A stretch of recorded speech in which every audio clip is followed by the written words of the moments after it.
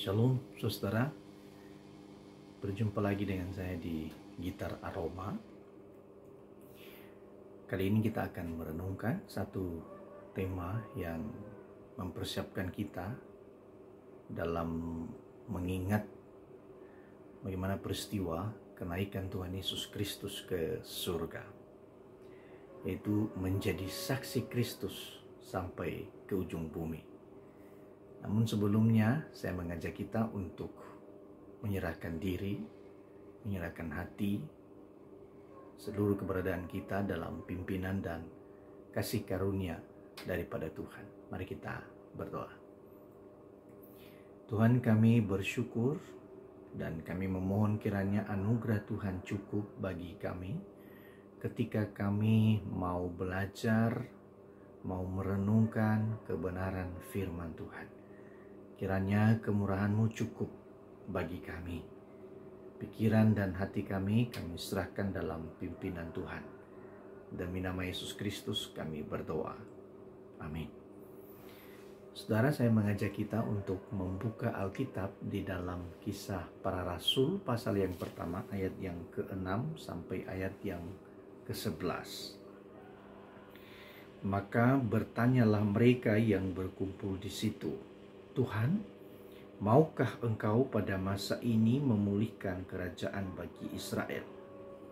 Jawabnya, Engkau tidak perlu mengetahui masa dan waktu yang ditetapkan Bapa sendiri menurut kuasanya. Tetapi kamu akan menerima kuasa kalau Roh Kudus turun ke atas kamu, dan kamu akan menjadi saksiku di Yerusalem dan di seluruh Yudea dan Samaria dan sampai ke ujung bumi. Sesudah ia mengatakan demikian, terangkatlah ia disaksikan oleh mereka dan awan menutupnya dari pandangan mereka. Ketika mereka sedang menatap ke langit, waktu ia naik itu, tiba-tiba berdirilah dua orang yang berpakaian putih dekat mereka dan berkata kepada mereka, "Hai orang-orang Galilea, mengapakah kamu berdiri melihat ke langit? Yesus ini yang terangkat ke surga meninggalkan kamu akan datang kembali dengan cara yang sama seperti kamu melihat dia naik ke surga." Demikian jauh pembacaan firman Tuhan. Nah, saudara, ketika kemudian kita membaca kitab Para Rasul ini, khususnya isu yang muncul di dalam pasal yang pertama ayat yang ke-6 sampai ayat yang ke-11, saya pikir adalah baik bagi kita untuk kemudian melihat secara garis besarnya tema yang sedang ditonjolkan atau salah satu hal yang dipentingkan oleh Lukas kepada pembaca, khususnya Theophilus yang ada di dalam ayat yang pertama. Saudara, ada begitu banyak tema yang sebetulnya menjadi poin utama yang ingin disampaikan oleh Lukas kepada Theophilus. Tetapi kali ini saya mengajak kita untuk melihat bahwa salah satu tema yang diungkapkan oleh Lukas yaitu soal bagaimana kuasa Allah itu dimanifestasikan melalui kehadiran daripada Roh Kudus. Nah, saudara, Roh Kudus itu digambarkan bukan hanya sebagai kuasa sebetulnya, tetapi memang betul-betul menjadi pribadi. Nah, saudara, Roh Kudus itu adalah janji yang telah diberikan, disampaikan oleh Yesus kepada murid-muridnya sebelum ia akan mati, lalu kemudian meninggalkan mereka. Di dalam Injil Yohanes disampaikan bahwa akan ada penghibur yang lain, yaitu Roh Kudus ini, saudara. Nah, Roh Kudus di dalam bagian ini sebetulnya pekerjaannya atau manifestasinya, kehadirannya itu sangat menonjol untuk diungkapkan oleh Lukas. Ambil contoh, saudara, misalnya di dalam pasal yang kedua, ya, ketika Rasul Petrus itu berkhotbah. Apa yang terjadi ketika dia berkhotbah? Saudara, ribuan orang datang untuk kemudian bertobat. Perhatikan, ribuan orang datang untuk bertobat. Saudara, orang itu kemudian menuju kepada pertobatan adalah mustahil bagi kekuatannya sendiri kalau ia tidak akan disentuh, diubahkan oleh Roh Kudus. Maka bayangkan, satu orang saja itu pekerjaan Roh Kudus. Ribuan orang, ya, 3.000 orang dicatat oleh Alkitab yang kemudian datang dan bertobat.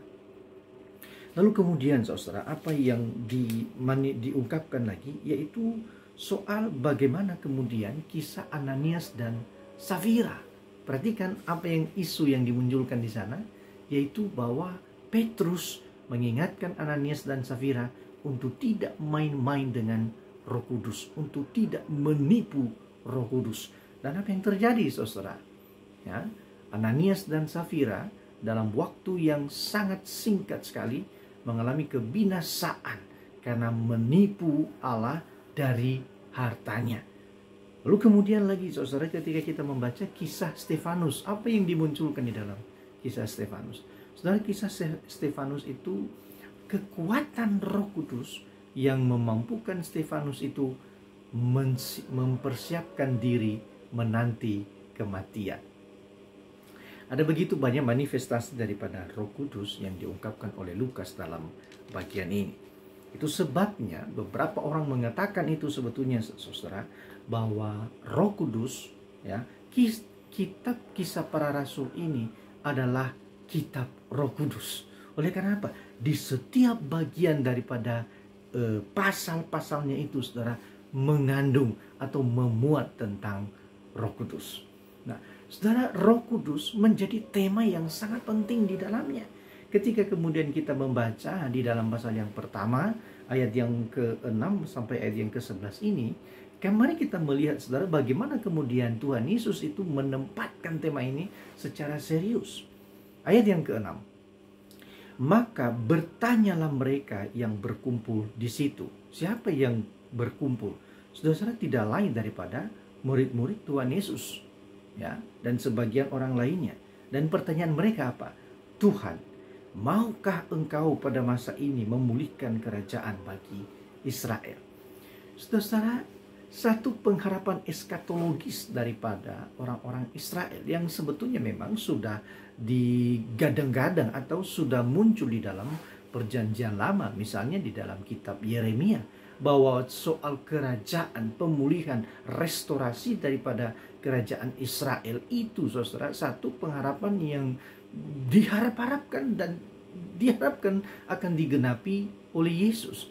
Dan ketika Yesus sebelum dia akan naik ke surga saudara, bahkan sebelum menuju kepada kematiannya, maka orang Israel itu berpengharapan bahwa Yesus itu adalah Raja yang sedang dinanti-nantikan untuk memulihkan Israel. Tetapi aneh sekali, bukankah dengan kematian daripada Yesus Kristus, maka para orang yang bertanya ini mengerti bahwa konsentrasi daripada karya Kristus itu bukan kepada pemulihan Israel secara bangsa, saudara. Tetapi Yesus itu, Tuhan Yesus luar biasa.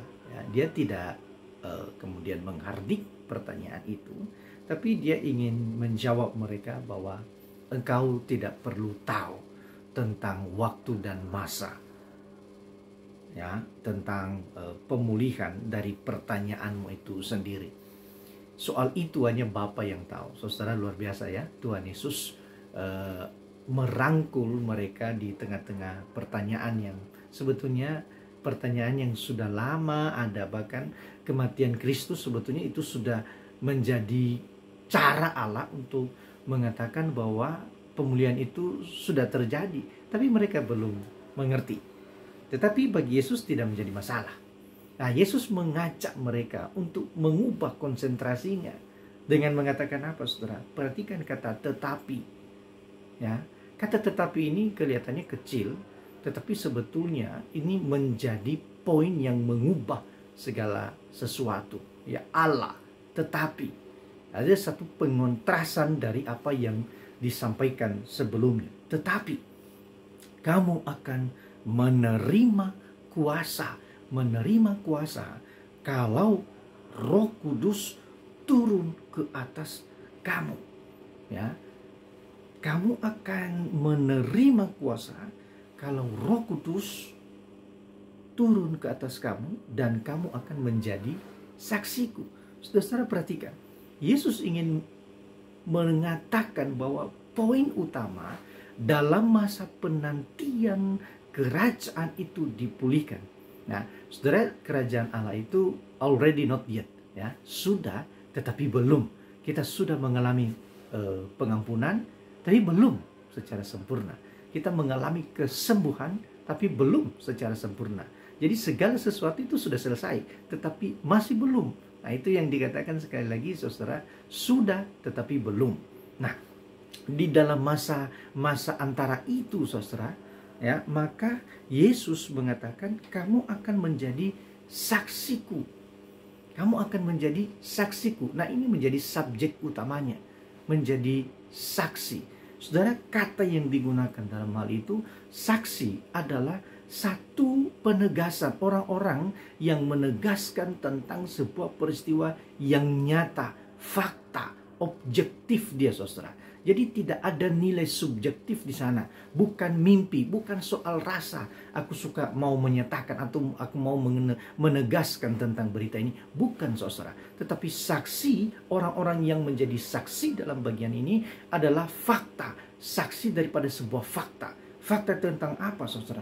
Tentang Kristus. Kristus yang bagaimana, saudara? Kristus siapa ini? Yaitu Kristus yang telah mati, bangkit, dan mengampuni, menyelesaikan segala hukuman yang datang daripada Allah kepada manusia. Kita menjadi saksi di sana. Saksi pemberitaan tentang Kristus Yesus.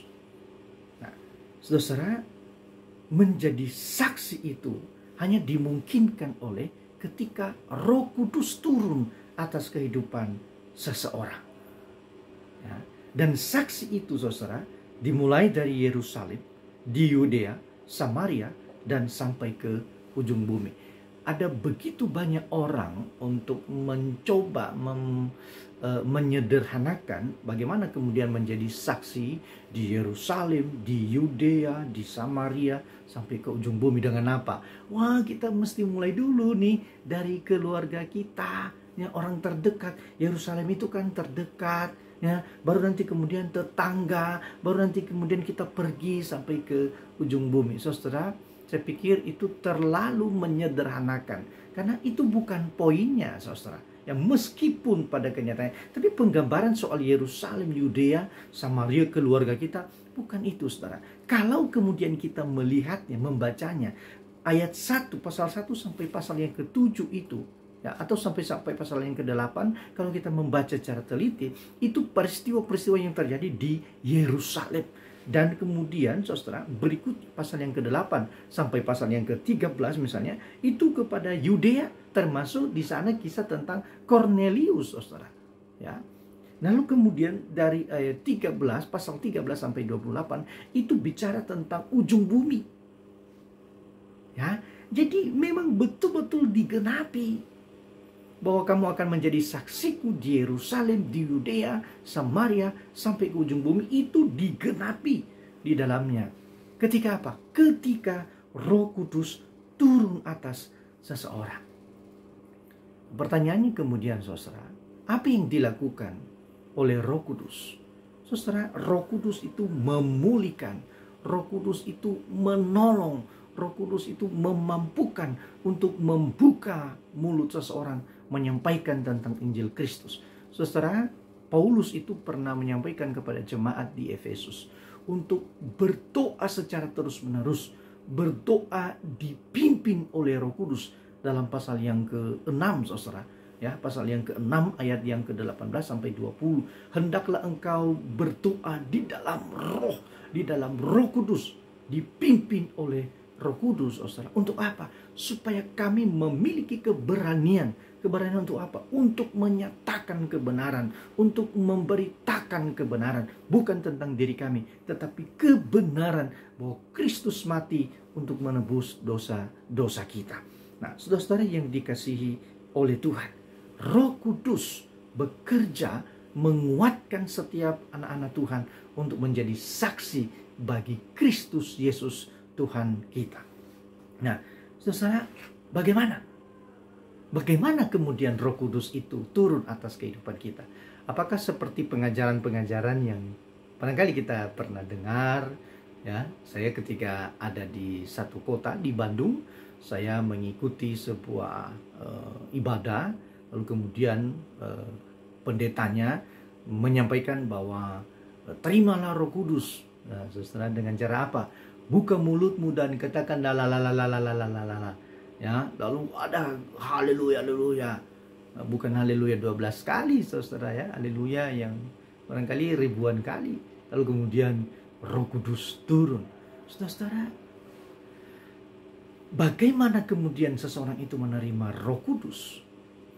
Roh Kudus itu akan diberikan ketika seseorang telah menetapkan hatinya untuk menerima dan percaya kepada Yesus Kristus Tuhan.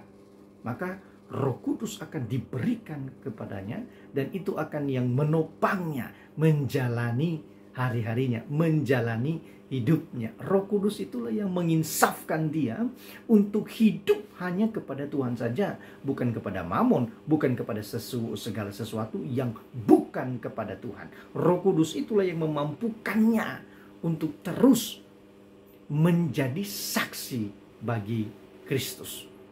Nah, terima Roh Kudus, terima Kristus, baru kemudian terima Roh Kudus. Nah, saudara, kemudian Roh Kudus itu akan menolong kita menjadi saksi. Nah, seperti yang saya katakan tadi, menjadi saksi di dalam bagian ini, saudara, yaitu memberitakan tentang fakta yang benar-benar terjadi, bukan soal rasa, bukan soal saya mau atau tidak, soal berita ini bukan, saudara, tapi itu kenyataan kebenaran yang sudah terjadi dan itu disampaikan.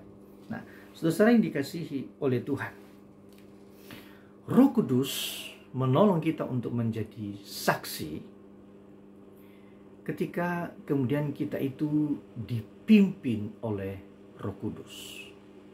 Perhatikan ini, saudara ya. Bagaimana kemudian kita itu menjadi saksi? Ya, memang kehidupan kita itu harus dipimpin oleh Roh Kudus. Bagaimana Roh Kudus memimpin kehidupan kita?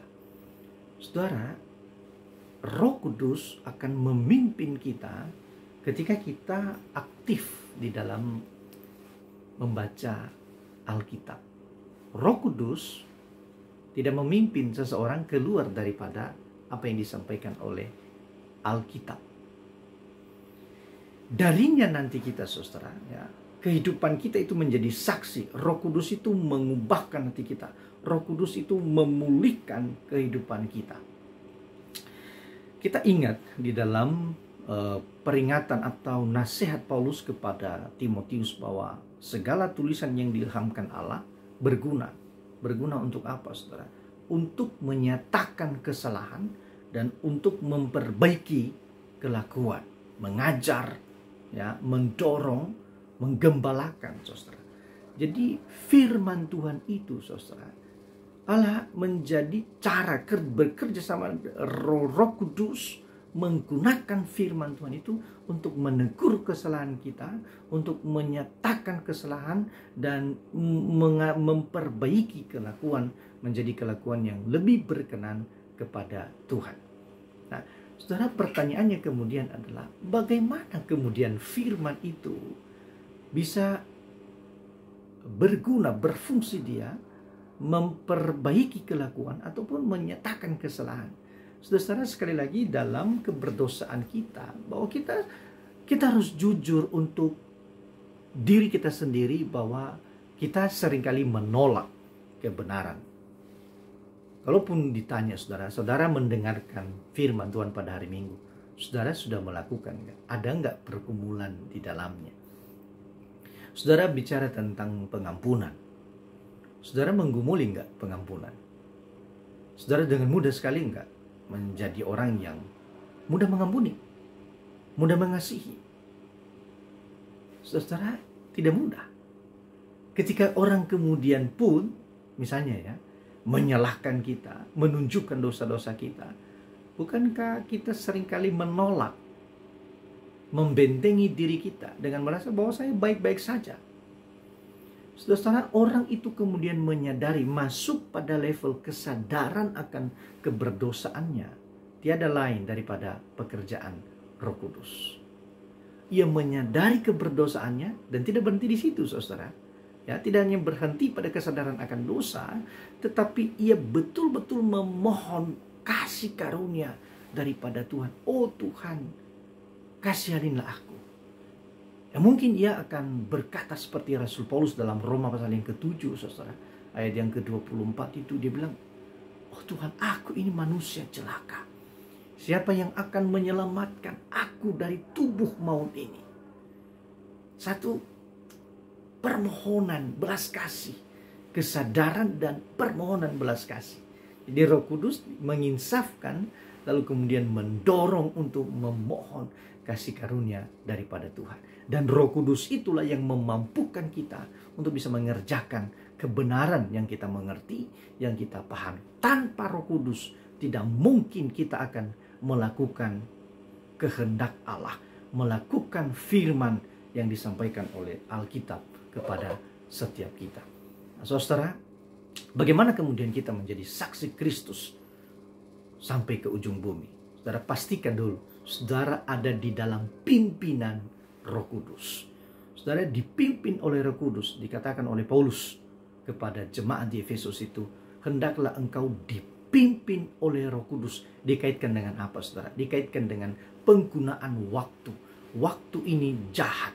Saudara, di dalam mitos Yunani bicara tentang waktu, maka ada istilah itu, ada waktu di dalam Yunani itu kan ada kairos, kronos, dan airon. Ya, kalau tidak salah ya, kekal. Kronos itu yang kita rasakan kronologi ya, Senin sampai Minggu begitu ya. Nah, ini ada kairos. Nah, dalam sebuah mitos Yunani itu, saudara, kairos itu digambarkan seperti dewa yang punya sayap ya, botak bagian belakang dia, ya. Kepalanya itu botak bagian belakang, cuma ada di sini rambutnya, jambulnya ada di sini. Nah, saudara, dia kairos. Jadi kalau dia lewat, kalau dia mau kita tangkap dia, ya, kita mau tangkap kairos itu, maka kita harus cepat-cepat dan tangkap karena dia cepat sekali. Jadi kita mesti tangkap bagian depannya, ya, rambut di depannya itu. Kalau tidak, saudara, kita akan menangkap bagian belakangnya botak, tidak punya rambut, tidak punya pegangan kita. Jadi cepat sekali. Nah, Paulus menggambarkan kepada jemaat bahwa pergunakanlah waktu yang ada, karena waktu-waktu ini adalah jahat dan kairos, saudara. Kita harus dipimpin oleh Roh Kudus. Artinya apa? Di setiap waktu kita itu dipimpin oleh Roh Kudus. Di setiap saat hidup kita itu dipimpin oleh Roh Kudus. Dan bagaimana Roh Kudus memimpin? Yang sekali lagi, saudara, dikaitkan dengan kepenuhan firman di dalam kehidupan kita. Kepenuhan firman di dalam kehidupan kita.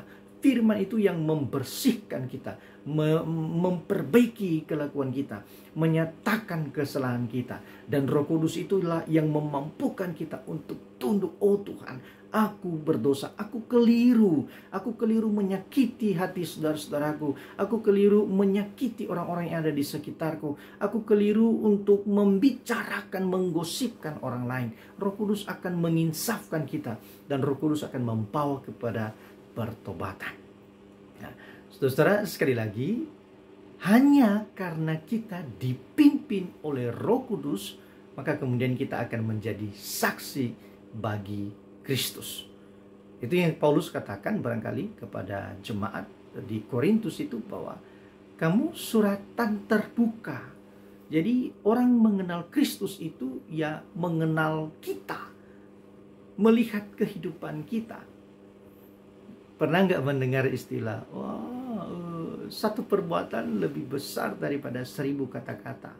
Nah, saudara, ini harus dikaitkan dia dua. Jadi ada kata, ada perbuatan. Jadi tidak bisa juga kita hanya menonjolkan perbuatan tanpa kita berkata-kata. Saudara, tidak mungkin. Kita harus berkata-kata dan kita harus menunjukkan dalam kehidupan kita. Itu pergumulan. Tetapi Jangan takut, jangan ragu untuk menjadi saksi Kristus. Beritakan Kristus, beritakan tentang kabar sukacita. Ada keselamatan daripada Allah di dalam Yesus Kristus.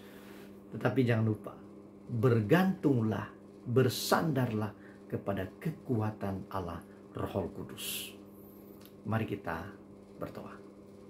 Tuhan, tolong kami untuk kemudian menjadi saksi Kristus dengan kekuatan daripada Roh Kudus.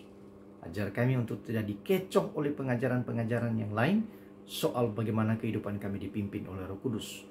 Tolong setiap jemaat-Mu, siapapun yang mendengar, kiranya bersandar kepada Roh Kudus dan merenung-renungkan firman Tuhan. Demi nama Yesus Kristus kami berdoa. Amin. Saudara, saya Gitar Aroma mengucapkan kiranya Tuhan menolong saudara. Shalom.